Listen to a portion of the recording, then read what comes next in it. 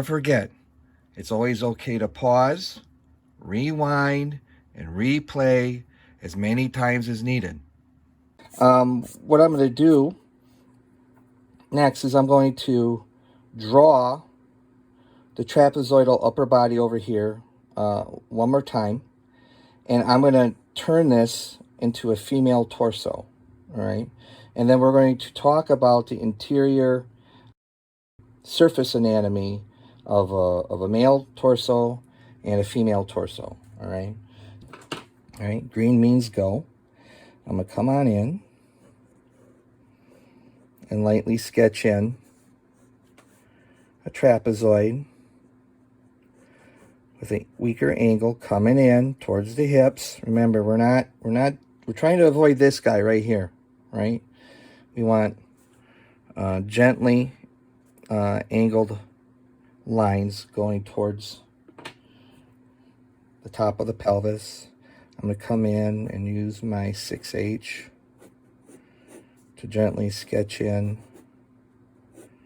the box zone, which represents the hip bones or the pelvic bones.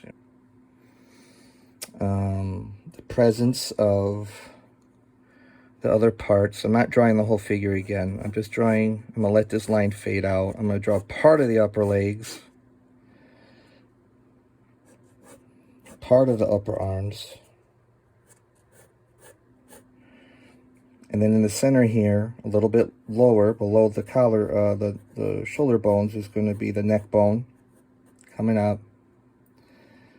And then the chin's going to be somewhere in there, okay? So I'm not drawing the whole figure again. I'm just focusing on the torso, right? That's my main point of concern right now. All right.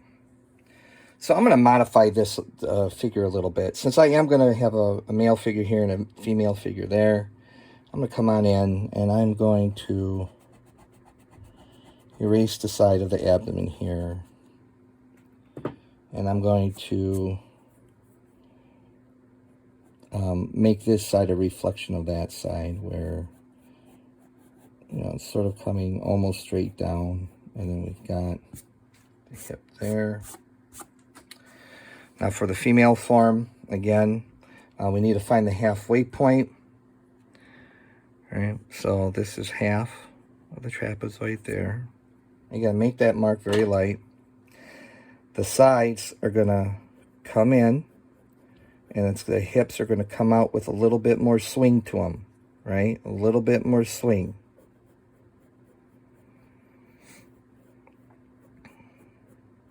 Like so.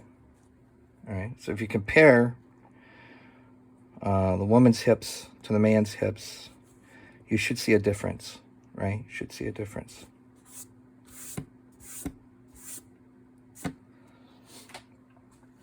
Okay, so we're going to put in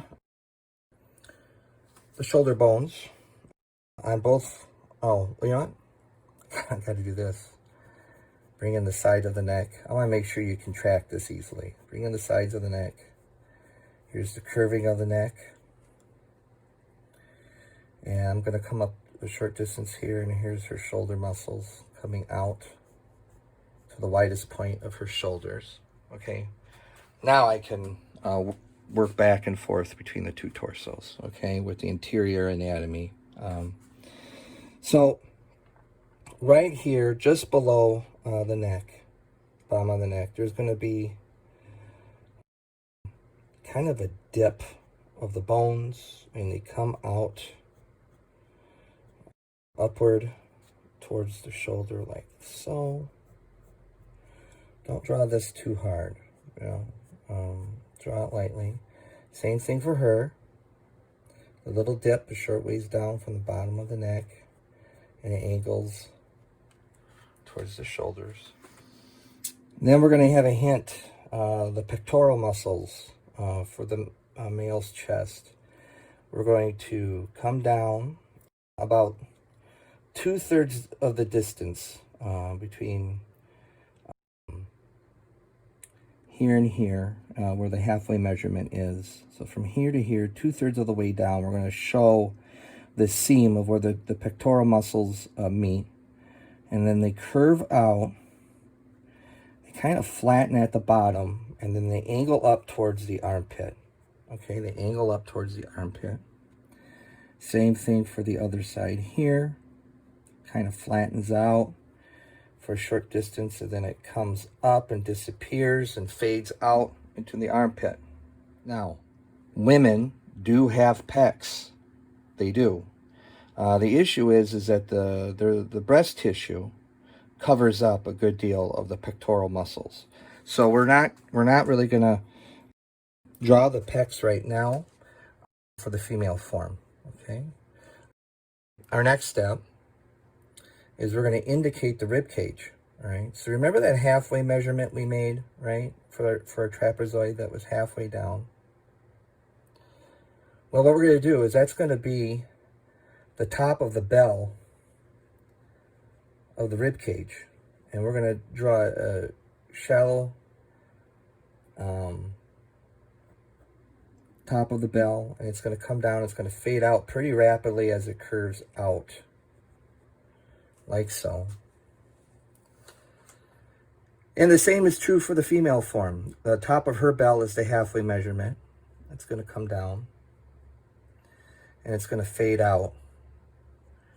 Right, this is kind of like this bell-like shape. It's going to fade out as it goes out to the sides. Let's put the breast tissue in for the female figure.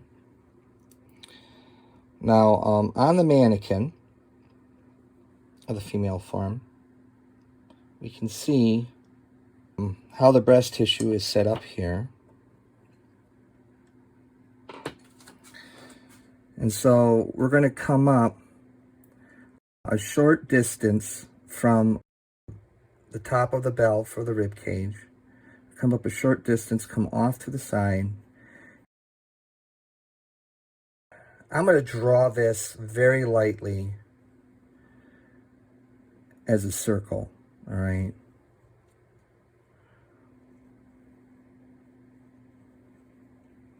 Very, very lightly. Notice that the outer curve of the circle is hitting, this part I'm darkening right now, it's hitting the side of the trapezoid, okay? Then, the breast tissue gets more shallow as it goes up. It curves out and fades out into the armpit zone. It's not, notice this tissue isn't touching the corner of the shoulder. It's fading out well before that. And again, it's because the breast tissue is getting thinner the higher up it goes. All right. Now I'm going to erase as best I can the top curvature of that circle that I drew a little bit earlier.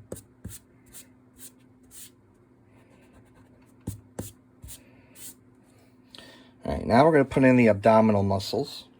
And I kind of simplify this some. The main reason, again, we're just trying to get a basic understanding of the layout and whatnot of the body. So what I'm going to do is I'm going to come up. I'm going to find the top of my bell, which is this is my rib cage, the bottom of my rib cage. I'm going to come down a short distance. I'm going to draw a vertical line, and it's going to come down. And if you remember the box zone, right? We drew that earlier. Here's the box zone. It's going to go a little bit into that and fade out. Same thing with the woman. Find the top of of her bell for her rib cage. Come down a little bit from there, lightly sketch in a vertical line and have it fade out just as it enters the box area of the hip zone.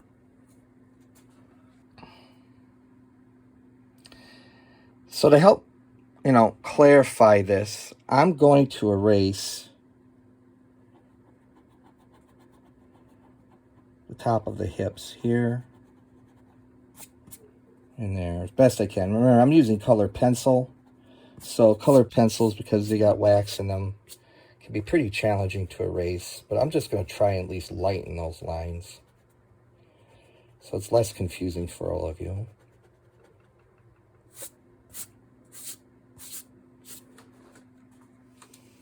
So I'm going to divide this with a short horizontal line up here. I'm going to divide this length into, you know, basically thirds.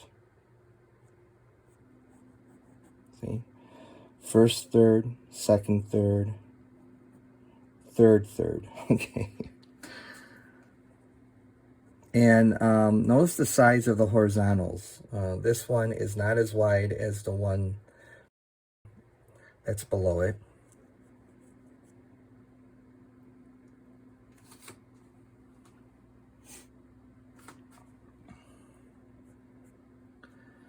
And after we get that sketched in, we can hint at the curvature of the abdominal muscles.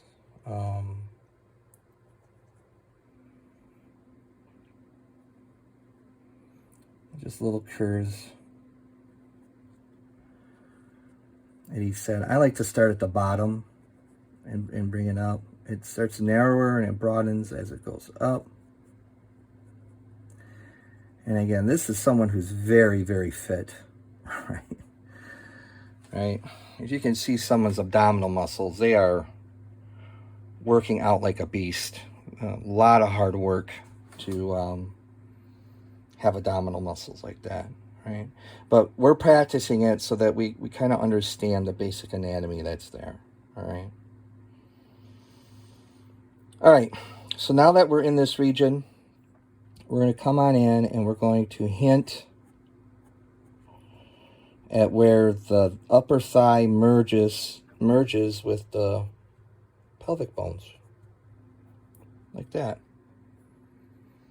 All right, well, I'm going to add some more of this content to her. I got to flesh out her body just a little bit more so that I don't want you guys to get confused here. So let me sketch this in a little bit better.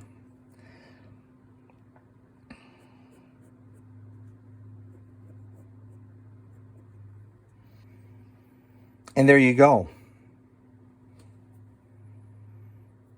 We have a properly proportioned human figure, bending and pivoting at all the right spots.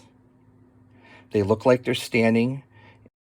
It's looking really good. All right, so let's hint at the knees now. So we're going to come down. And one of the things that we can do is we can indicate some of the muscle movements in the legs. Again, we're not going to go crazy with the anatomical detail here. So I'm just going to hint at this muscle that comes in, kind of angles towards the knee. And we don't need to show it running the whole way. You can just hint at it, and people are going to get it. That's going to be convincing to people. They're like, oh, yeah. And so now the knees, okay? We're just going to come in and imagine, if you will, kind of an oval bridge between the lower leg and the upper leg, all right? Now, you can draw the oval if you wish. You don't have to.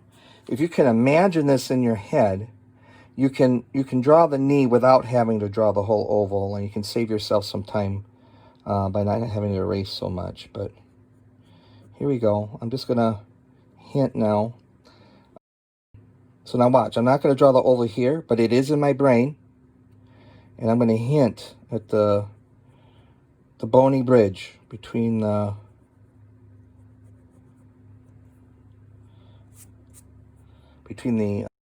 lower leg and the upper leg.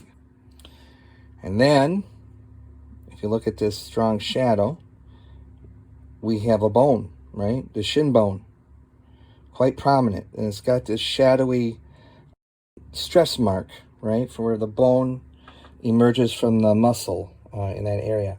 So we're going to hint at that. We don't have to draw the whole thing, but it kind of starts right about here. You can imagine it like hitting the side of the knee.